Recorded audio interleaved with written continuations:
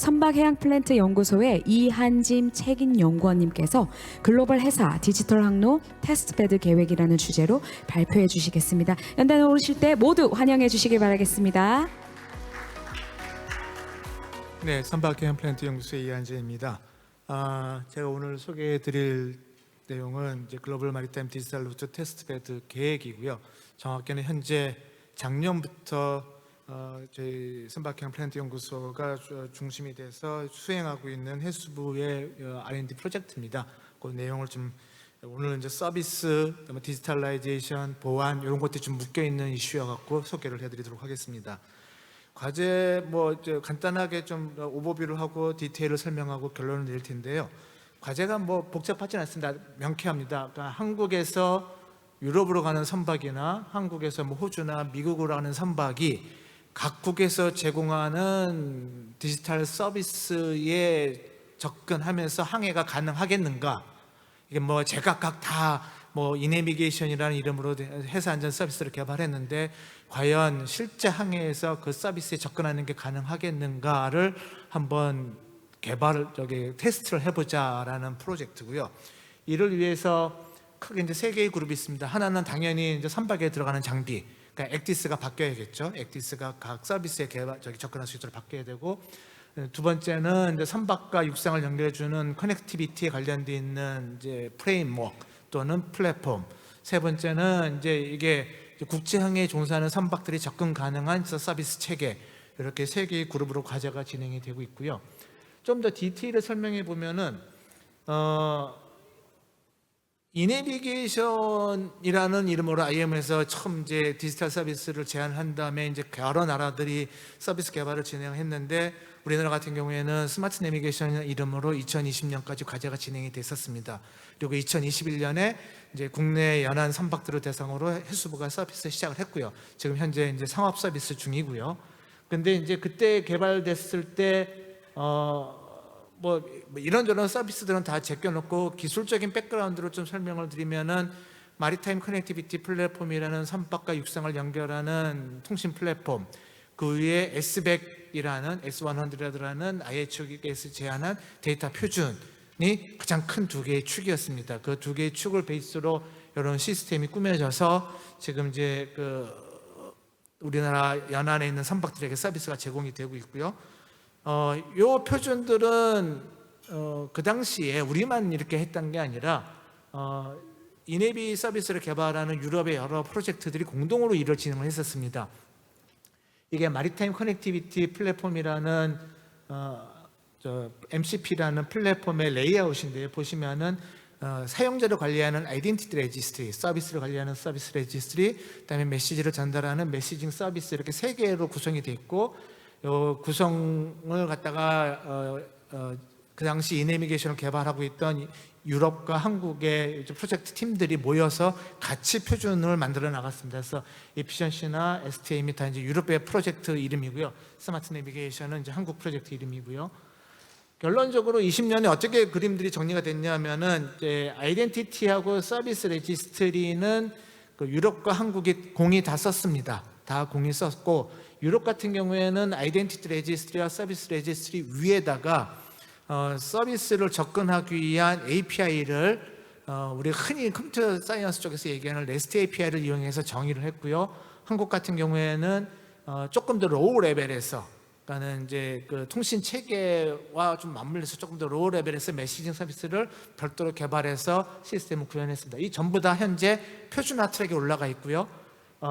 유럽에서 개발한 REST API는 시콤이라는, 이게 시큐리티 커뮤니케이션의 약자입니다. 이제 보안 특성이 강화된, 그래서 PKI 기반의 비동기 키 값을 이용한 보안 통신 체계입니다. IEC에서 표준화가 됐고, MIR, MSR은 현재 IR에서 표준화 트랙에 올라가 있고, MMS는 RTCM에서 표준화 트랙에 올라가 있습니다. 이거 전체를 묶어서 조금 더 잘 오거나이즈해서 완전한 표준화를 만들고 테스트를 해보자라는 게 GMDRT 프로젝트의 타겟이고요. 이를 위해서 이제 BDS까지 포함해서 프로젝트가 진행이 되고 있습니다. 어떻게 프로젝트가 올라가더라도 결국은 이제 데이터들이 이제 표준화가 돼 있어야 되죠. 그 데이터 표준의 이제 키는 이제 IHO에서 지고 있는데, 현재 IHO에서 2026년까지 타겟으로 움직이는 게, 적어도 루트 모니터링에 관계되어 있는 데이터 표준들은 2026년에는 전부 다 오퍼레이셔널에 들어가도록 하자. 그다음에 루트 플래닝에 관계되어 있는 것들은, 핵심적인 것들은 적어도 2026년에 오퍼레이셔널에 들어가게 하자라고 IHO의 로드맵에 따라서 표준화가 지금 진행이 되고 있습니다. 그래서 24년, 25년까지는 거의 다 기본 표준화들이 끝날 걸로 생각하고요. 핵심적인 거는 이런 RTCM, IHO, IR라의 활동들이 과연 다 하나로 모여서 국제적으로 모두가 다 받아들일 수 있겠느냐라는 이슈인데, 얘가 뭐하고 맞물려 있냐면은 선박에 올라가는 액티스 표준과 맞물려 있습니다. 이게 전부 다 해사 안전에 관계되어 있는 디지털 서비스인데, 그 서비스는 선박 입장에서는 액티스에서 받을 수밖에 없고요. 다행히 올해 MSC 회의에서 액티스 표준안에 대한 개정안이 통과가 됐습니다. 발효는 2029년 1월부터 발효가 되고요. 그래서 2029년 1월부터 선박에 탑재되는 액티스는 요 규정을 따라야 되는데, 그 규정의 한 파트만 제가 끌고 들어온 겁니다. 어떤 거냐면은 선박과 육상 간의 항로 교환이 일어나야 되는데, 그 항로 교환은 그 S421라는 IC 63173-1의 표준을 따라야 되고요. 그다음에 교환 프로토콜, 교환 절차는 앞에서 말씀드렸던 IC 63173-2 시콤 표준을 따라야 된다라고 액티스 그 표준 안에 들어가 버렸습니다. 그래서 결론적으로 선박에 들어가는 액티스는 S백 데이터를 베이스로 시콤 표준에 따라서 데이터를 교환해야 되고요. 시콤 표준은 아까 말씀드린 것처럼 MIR, 아이덴티티 레지스트리와 서비스 레지스트리를 백그라운드로 갖고 있는 PKI 비동기 체계의 보안 통신 체계입니다. 얘네들이 해상에서의 통신 환경에 적합하도록 움직이기 위해서 로 레벨에서 서포팅하는 게 마리타임 메시징 서비스예요. 전체가 하나의 아키텍처 안에 다 들어와서 구조 안에 들어와서 표준화 트랙에 올라가게 됐습니다. 현재 과제에서는 이제 크게 3개의 그룹이 되어 있다고 아까 말씀드린 첫 번째 그룹이 이런 S백 베이스의 액티스를 만드는 작업을 하고 있습니다. 테스트를 하려면 액티스가 있어야 되니까는 S백 베이스 액티스를 만드는 작업을 하고 있고, 두 번째는 아까 말씀드렸던 그 커넥티비티 플랫폼, 그 중에서도 해상에서의 통신 체계를 서포팅하는, 그러니까 위로는 시콤을 지원하고 아래로는 위성통신이나 VDS나 여러 통신 체계를 커버하는 중간자로서의 메시징 서비스 체계가 이제 두 번째 그룹에서 일어나고 있고요. 세 번째 그룹에서는 현재 우리 한국의 스마트 내비게이션에서 개발한 서비스들을 요 바뀐 표준, 그러니까 표준들이 조금씩 바뀌었으니까 바뀐 표준에 맞춰서 다 업데이트하는 작업을 이제 세 번째에서 이제 진행을 하고 있습니다. 상세한 내용들은 이제 시간 관계상 여기서 다 설명드리기는 어려울 것 같고요. 여기 이제 서비스가 이미 어느 정도 지금 올해 첫 번째 테이블에 있는 거는 저희가 이제 올해 작업하고 있는 거고, 두 번째 테이블은 이제 내년에 작업하려고 잡아놓은 것들이고요. 보시면은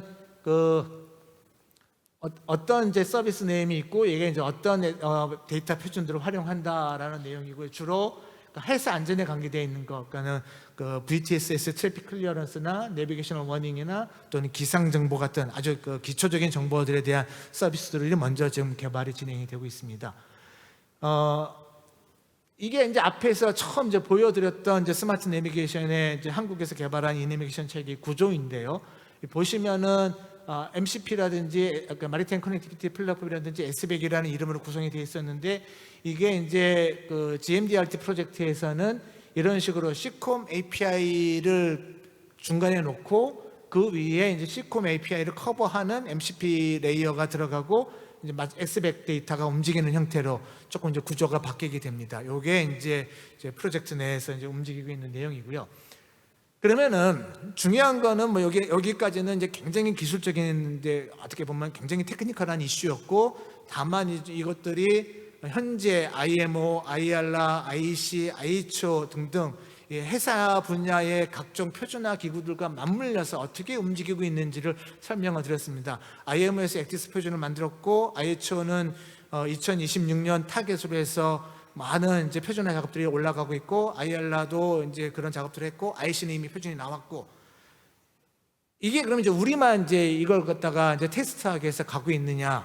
정말로 이제 글로벌리 이걸 받아들이고 서로 이제 그 상호 호환성을 유지할 수 있느냐라는 이슈가 있어 갖고 IR라의 지원으로 그 MCP 컨소시엄이라는 조직체가 있습니다. 마리타임 커넥티비티 플랫폼 컨소시엄에서 앞에서 말씀드린 MCP 표준을 이제 유지하고 개발하기 위한 저희 그 국제적인 협의체가 있는데 이 두 팀이 모여갖고 오픈 디지털 인큐베이터 이니셔티브라는 또 다른 이제 개발 조직을 하나 만들었습니다. 여기에는 이제 주로 참여 기구가 이제 호주 해사청, 여기 보면 이제 암사라고 돼 있죠. 오스트레일리안 가버먼트라고 돼 있는 게 이제 호수 해사안전청, 그다음에 스웨덴 해사청, 덴마크 해사청, 한국 같은 경우에는 저희 크리소, 그다음에 캐나다 코스트가드, 그다음에 이제 독일의 그 항공우주연구소인 DLR, 그다음에 호주 핀란드의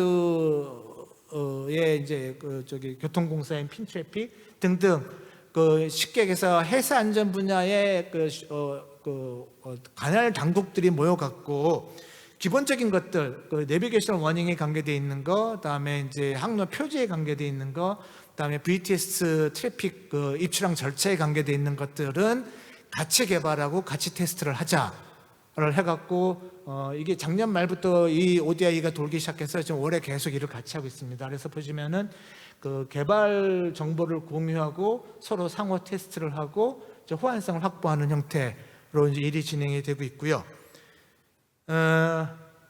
이게 지금 올해 그 IR라의 그 디텍이라는 이제 커미티에서 그 저희가 앞에서 나왔던 ODI 팀들이 모여서 발표를 했던 건데 보시면은